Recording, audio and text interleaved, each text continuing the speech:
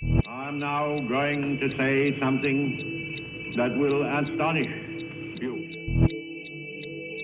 Ich bin ein Berliner. Wir wissen, dass nur die Panzer. I have a dream. Mr. Gorbachev, tear down this wall.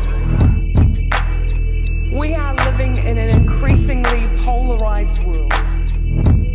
My administration has accomplished more than almost any administration. We must begin now. Welcome to the Bulletin Podcast. Ladies and gentlemen, welcome to a new season of the Bulletin Podcast. This is your producer, Hasnain Bokhari, and here's what's coming up in our first episode. Privacy in the Age of Digitalization with Dr. Hasnain Bokhari. The information collection and its reuse depends on and varies from platform to platform.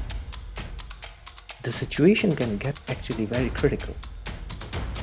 And of course, updates from the Brandt School. Hello. This is Caroline von Stein, one of the producers of the Bulletin Podcast and a first-year MPP student at the Brandt School.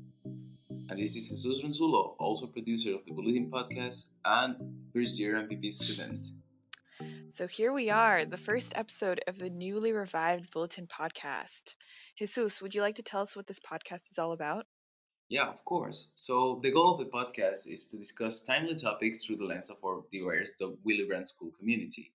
With professors and students from all over the world studying a range of public policy issues, we wanted to provide different perspectives on 4 different issues this year, starting with privacy. Each month, we'll provide a hot take from an expert of the Brandt School community on one of these topics. Cool, yes. So the podcast will be released on the last Thursday of every month, so keep an eye out for it then. This inaugural episode is the first of a 2-part series on privacy in the digital era. Jesus, last week you talked to Dr. Hasnain Bokhari about privacy, social media, and GDPR. Who is Dr. Bokhari and why did we want to talk to him? It was a great talk. Dr. Hasnain Bokhari has been teaching at the Brandt School since 2006. He has worked as an assistant professor at the University of Erfurt, designing projects focusing on politics in internet and peace education. Not only that, but he's also an associate of the Center of Development of Informatics at the University of Manchester. His research interests include e-government, ICT for development, cybersecurity, and digital entrepreneurship. So I think he was the guy to talk with when talking about privacy and social media. We wanted to talk about things like GDPR, the problem of geotagging, and the problem of how much privacy do we really have in internet. Exactly. He has a lot to say, so let's check it out. Thank you again so much for being here with us, Dr. Bokhari. The topic of data companies and social media is really trendy right now. In March, the CEOs of Facebook, Google, and Twitter are going to declare before the US Congress regarding misinformation in their platforms. We all get worried every time these big techs like Google or Facebook face a scandal for data sharing or data leakage. How much do these information intermediaries know about us, and how dangerous is it for our privacy? Well, thank you very much for your invitation. I'm very pleased to be here in this podcast on privacy and social media and internet. It's a pleasure to be interacting with the Brandt School again. To your question, what do they know about us? I think it would be fair to say, what do they not know about us? The information collection and its reuse depends on and varies from platform to platform. If we take Google, for instance, one of their leading products is, of course, the search engine. Google is without a doubt the most popular search engine with, I guess, 65 to 70% market share. However, it is not just the search engine which is their sole product. It offers different services such as email, blogging platform. YouTube is now also owned by them, and it has also started a payment mechanism. And then it also offers a cloud platform, the Google Drive. So all these applications collect information such as name, email, phone number, payment information. That is all collected. But apart from what it also collects is also the thing which we call as unique identifiers, such as our IP address. Sometimes our system crashes and it generates a report. This system crash reports is also, collected. The system activity, the date and time and referrals of our URL requests, and also the interaction between different apps, browser type and device type, application versions and application usage. And if you're talking about GSM interactions, then you can also consider carrier name. So, based on all this, I would actually divide information collected in different categories. So, it's not just personal information. Actually, I would rather see it in one as personal information, then you have financial information, and then you can also have device information, and then you can also add application and software based information. But on the other hand, you just mentioned Facebook. So if you look at Facebook, it is purely out and out your social profile on the web. The business models relish on knowing as much information as possible. So, and I do not here mean the personal data, just, it's also our behavioral data. So in personal category, it's just the people we interact with, the groups we are part of, our comments, and our various forms of information that we share. So imagine Facebook's revenue is what, about 85 billion US dollars, I guess, and its shares are traded in stock market, and it runs basically on the basis of personal information that you and I share.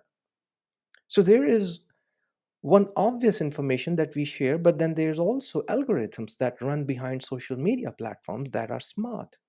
I mean, the algorithms are smart enough. So we can get profiled on the basis of our online behavior. So people or groups that we look for, or information that we search for, or the smart algorithms have the ability to track all these information on the basis of what we get, also the targeted advertisements. And that's where social media platforms receive their revenue.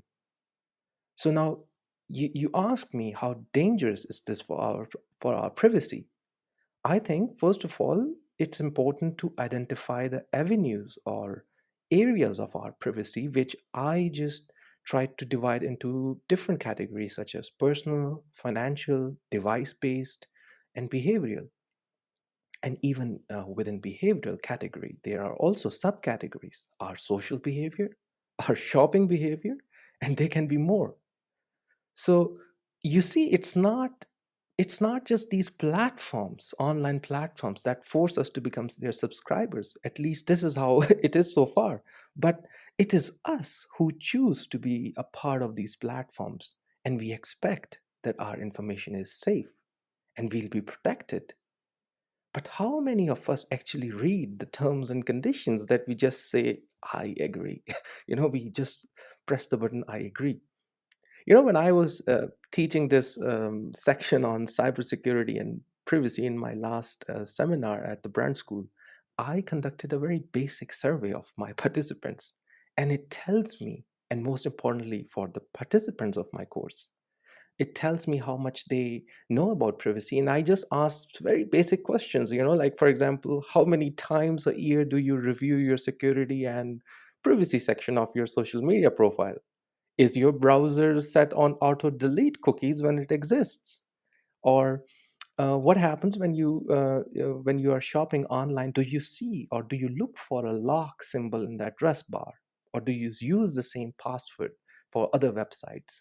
So there are about 10 questions that I ask, which tells me and shows the results right away on the screen to participants as well. And frankly speaking, I have so far not come across a statistic that was above 60%. Well, I think the word that we all look for here is overwhelming. So much data being put into the cloud, into these big files. And this goes even beyond, because it's not only our shopping or behavioral data, it's also our location, with the problem of geotagging that raised, a lot of concerns. We would like to ask, or we would like to know, how does geotagging works, and for what reason is this metadata collected? And furthermore, what problems could cause if a company or another party has access to this information? Geotagging is basically the process of identifying a physical location. So whether it's a photo or a video, or you're just posting something online, like even a status. So your physical location is tagged with it. So this option is mostly available in social media platforms such as Instagram or Snapchat, Twitter, or Facebook. Now, what location identification here means that the information of your exact geographic coordinates get embedded to the images, the videos, or any other media that is recorded by our GPS enabled smartphones or GPS enabled smart devices. So basically, it's the geospatial metadata, which contains the latitude, longitude, altitude, almost everything about your physical location. They know where you are. And because of this physical location, on one hand, we let our followers know where we are and when was the photo taken or created. On the other hand, it's important to know why geotagging matters to digital platforms. You see, tech platforms such as social media platforms run on advertisements, and data, our personal data, is like oxygen for them. So it's because of our data they are able to attract advertisements.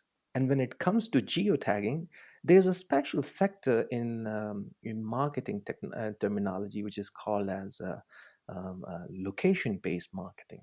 So based on our geotag data, we can be the potential recipients of future advertisements and products that are around and near our location.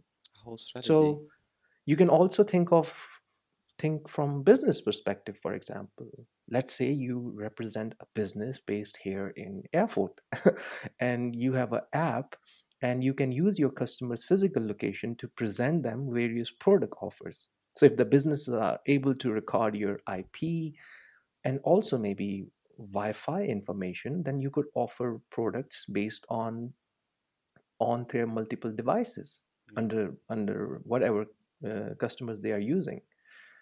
The problem here is, if we were wishing to be anonymous and geotagging was enabled, then the problem is that the physical location was just on. I feel that this is particularly dangerous for web activists or bloggers whose posts are sometimes critical of social structures and governing structures and systems. Yeah. So in such a case, their life is in pretty much a threat if geotagging is on. The same would also apply, I would imagine, to whistleblowers. If their identity can't be protected, then the idea of anonymity is just that. Of course. There have been cases in past where people were away in vacations and they were geotagging their photos and status updates while the burglars and stalkers were actually breaking into their house and stealing stuff. Wow. But Jesus, my fear is a little different here when you brought the topic of geotagging. Mm-hmm. If you put geotagging in international security perspective, the situation can get actually very critical. Imagine you work for a security firm or you represent a government institution which hosts a very critical and sensitive installation.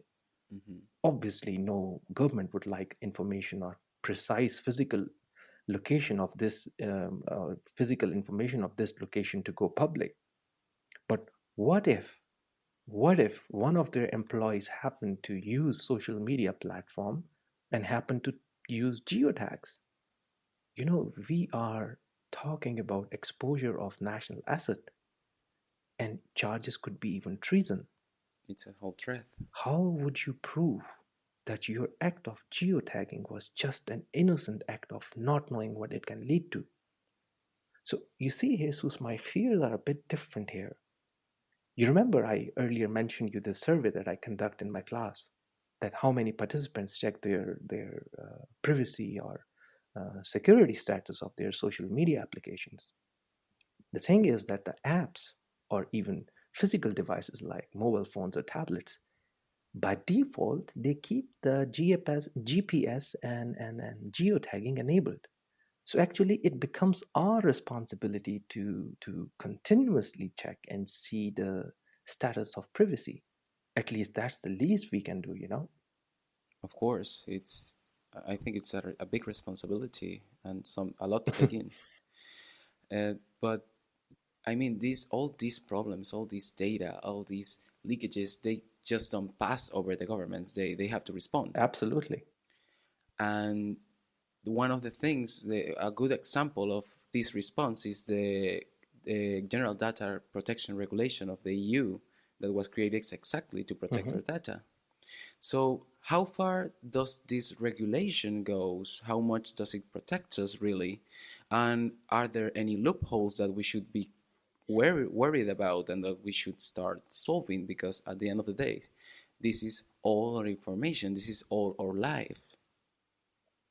The GDPR, you mean, right? Yeah. All right. Well, it's been now what, 5 years that the GDPR is in, or 4 years that the GDPR is now in place.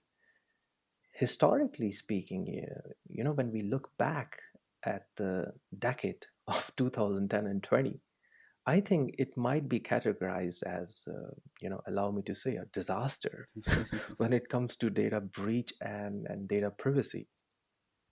We thought that cloud platforms were safe, or at least this is what we were told.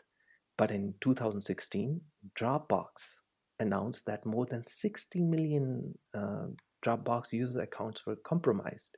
More than 60 million. I know that a lot of mobile phones offer photo galleries connectivity to Dropbox, and you know, where can it lead to such kind of a breach? Yeah. Then on the other hand, we use LinkedIn for our business networking, and it does not contain just friends or family, you know, but actually most of our professional contacts are there on LinkedIn. But guess what? In 2012, LinkedIn announced that about 160 or 170 million user accounts were compromised. And so goes for Yahoo. I mean, they suffered 2 major breaches back in 2013 and 2014. Facebook also reportedly said that in 2018 there was an attack on their computer, and because of that, 50 million users were exposed. And I think you already know about their infamous Cambridge Analytica scandal. Yes, of course. So, you know, when I say that 2010 to 2020 could be considered as a disaster, then it might be, you might know that what I'm talking about. And considering all these breaches, I feel that it's important that EU introduced a stricter version of data protection regulation. You can consider GDPR as a legal framework that has set guidelines for the collection and processing of personal information from individuals who actually are based only in European Union. I feel it was important to let people know that how companies are using or also reusing the personal data. So what GDPR did to put an individual like you and me at the center of rights. So there are about 8 rights that they have defined, that there's a right to be informed how our information is used, there's a right to access, right of access, there's right of rectification, then there's also right to erasure and restrict processing of information. You know, the startup that I'm consulting these days as an IT project lead, one of my tasks was to actually sit down with the partners, legal and financial consultants, as well as the computer programmers to develop 2 important modules in our platform. One, to let customers know how much information we are saving on them and provide them a chance to download all data that we save on them. It was quite a difficult task, to tell you the truth, but when you think of legal and financial angles. Of course. And similarly, the other module that I had to work on was the right to forget option. That is the right to delete, give users the right to delete their account. Mm-hmm. And you know why we did this? We did this because the company I consult for is based in Germany, and EU requires every company to be a GDPR compliant. Of course. And GDPR, by the way, allows the EU's data protection authorities to issue fines up to about 20 million euros, or your 4% of annual global turnover, whichever is the higher one. So to to come to your question now, it's when you look at when I look at the number of cases that have come up in the courts, or the fines that have been imposed, you will see that the GDPR has been quite stringent, I must say. Just to give you an example, Google was fined 50 million euros for not being able to provide information to its users in consent policies, that it should have granted people more control over how Google is processing the personal data. And similarly, you remember the case of Hamburg, when the Hamburg's Commissioner for Data Protection and Freedom of Information imposed a 35 million euro fine for data protection violation to H&M. You know, this online the clothing retail. Yeah, the clothing retail. The violation in question was that the senior management happened to know that they gained information on several of its employees. And likewise, there's another retailer called the laptop retailer in Germany called as Notebook Billiger. So the state commissioner for data protection in Lower Saxony imposed a 10 million euro fine on them. And the violation was supposed to be that the company was using video surveillance to monitor its employees for at least 2 years with no legal justification given. Wow. This all information that I've just shared is all available on EU's website, But just last month, I heard that in January 2021, that Notebook Billiger management is going to challenge this decision for the fine that has been imposed on them. But you see, Jesus, regardless of these challenges and court battles, you see the seriousness at the level of EU's GDPR approach. I strongly feel that the awareness about GDPR is only going to increase with time. I think we all hope for that. And there's a big plus in GDPR on putting the customer, the user, first.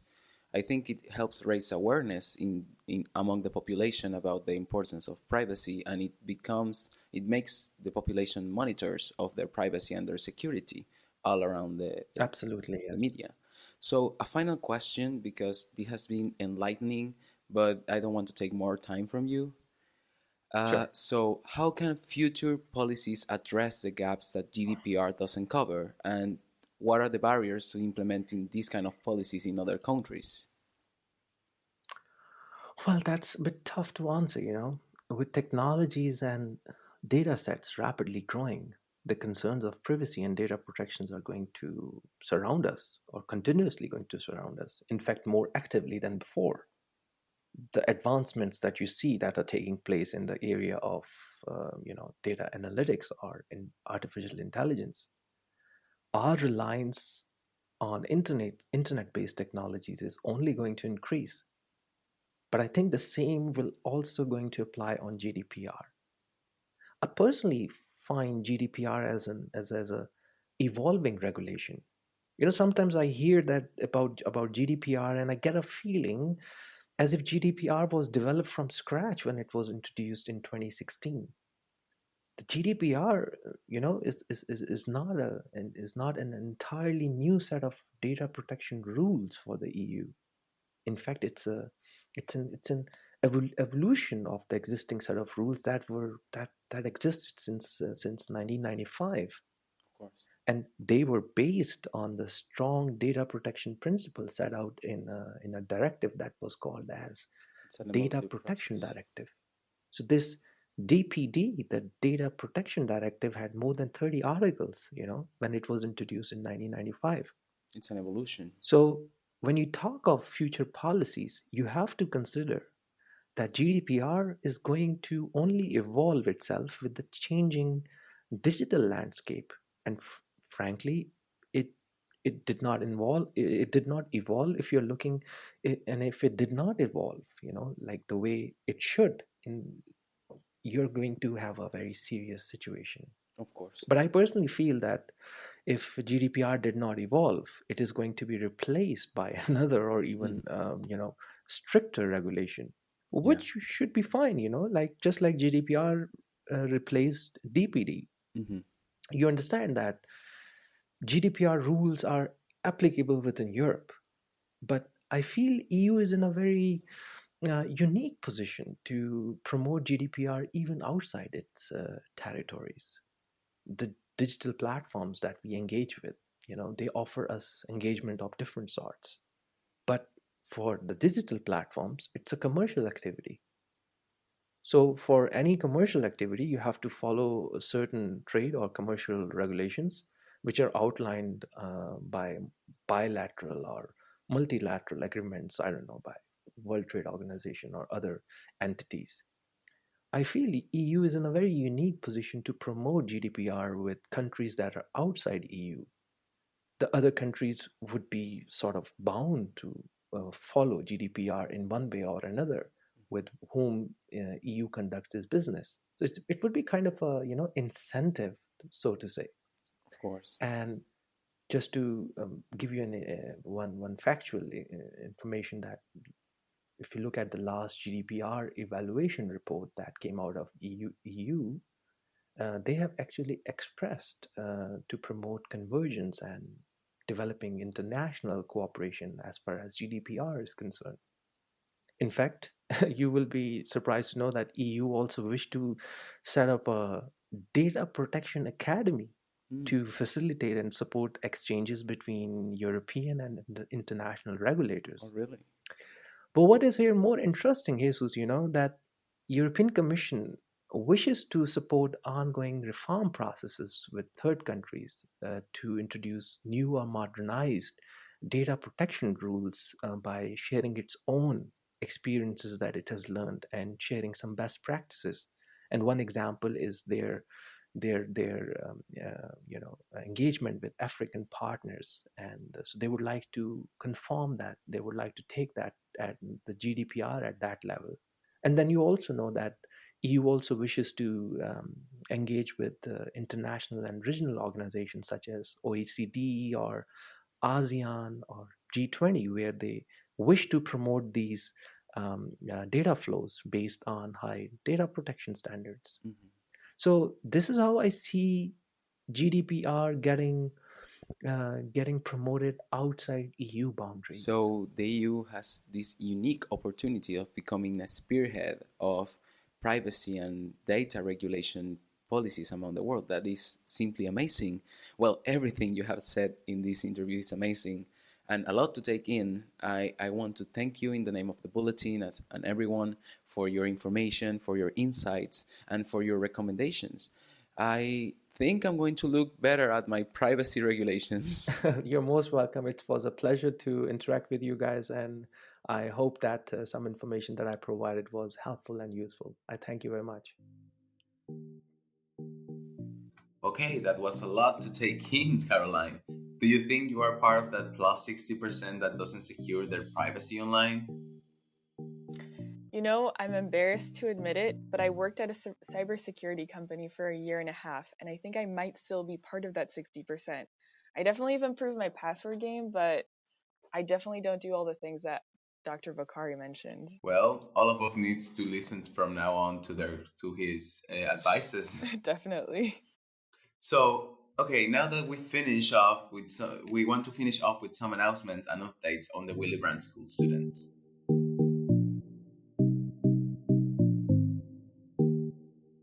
First, the mental health phone line of UNIAFOT is looking for both English and German-speaking volunteers. All volunteers will receive training to prepare them to manage the hotline. You can find more info on the UNIAFOT website. Second, remember to prepare your commitment awards ideas for submission. Applications open on March 1st and closes on April 11th. Third, this is a reminder, or perhaps you're learning about it for the first time, that the student government created an internship Moodle platform, which is a resource to help you find and land a summer internship. They post internship listings and give you tips on things like sending cold emails. By the way, Jesus, I think this is a good moment to give a shout out to our student government representatives this semester, Hussein, Daphne, and Michaela. I think I speak for everyone when I say they have done an amazing job at creating a support system for students, have been extremely responsive to student needs. We appreciate you. Totally. Finally, a big reminder to pay registration fees before March 15th.